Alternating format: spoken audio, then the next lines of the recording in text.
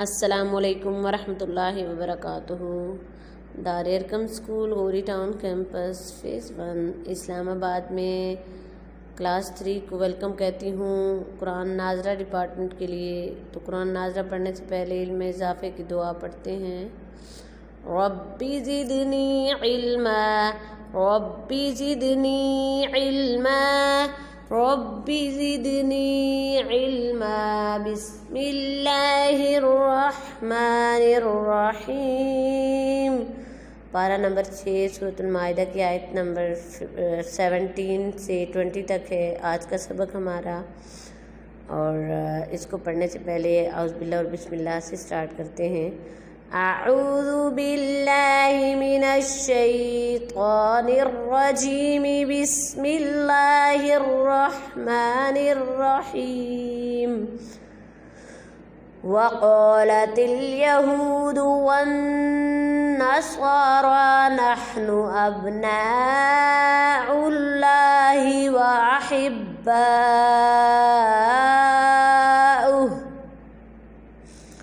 قل فلم يعذبكم بذنوبكم بل أنتم بشر ممن خلق، يغفر لمن يشاء ويعذب من يشاء، ولله ملك السماوات والأرض وما بينهما وإليه المصير۔ يا أهل الكتاب قد جاءكم رسولنا يبين لكم على فترة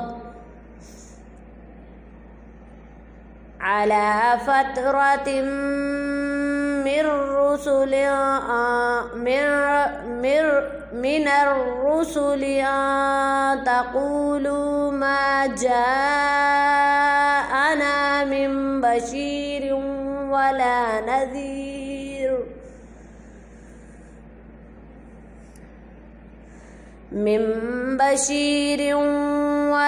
نذير، فقد جاءكم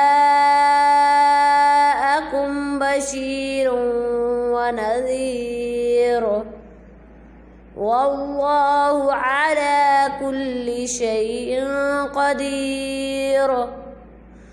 وإذ قال موسى لقومه يا قوم اذكروا نعمة الله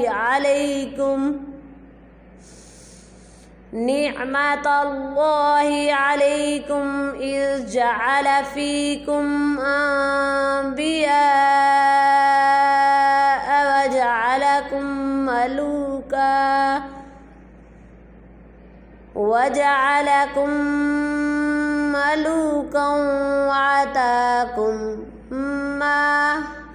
وآتاكم ما لم يؤت أحدا من العالمین۔ صدق اللہ العظیم۔ ان آیات کے اندر جتنے بھی گرین کلر میں ہم نے الفاظ پڑھے ہیں ان میں آواز کو ہم نے موٹا کرنا ہے۔ موٹا کرنا سے مراد بھاری بنانی ہے۔ اس کے علاوہ جتنے بھی حروف پنک کلر میں ہیں، میم مشدد ہے، نون مشدد ہے، میم ساکن، نون ساکن ہے، 2 زبر زیر ہیں، ان پر ہم نے غنہ کرنا ہے، اور غنہ کہتے ہیں ناک میں آواز رکھنے کو، گنگنانے کو، ٹھیک ہے۔ اور اس کے بعد بلو لیٹر آ رہے ہیں، بلو کلر کے الفاظ آ رہے ہیں، وہ قاف، طا، جیم، دال اور با ہیں۔ ساکن ہوں تو ان پر قلقلہ ہوتا ہے، قلقلہ کہتے ہیں جھٹکے والی آواز کو۔ اس کے بعد اخفا کیا جاتا ہے ان الفاظ پر جو اورنج کلر کے الفاظ ہیں، جیسے میم ساکن اور نون ساکن کے بعد اگر با آ رہا ہو یا میم چھوٹا سا آ رہا ہو تو وہاں پر اخفا کیا جاتا ہے۔ تو اخفا کہتے ہیں مکمل طور پر زبان کو تالوں کے ساتھ نہ لگانا اور ناک میں آواز کو لے جانا، روکنا، اسے اخفا کہتے ہیں۔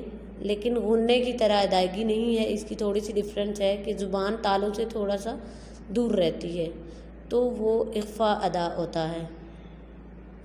تو موٹے حروف ہیں جیسے قاف 2 نقطوں کے ساتھ، صاد، را، خا۔ تو اس کے ساتھ ہی آج کا ہمارا سبق ختم ہو رہا ہے۔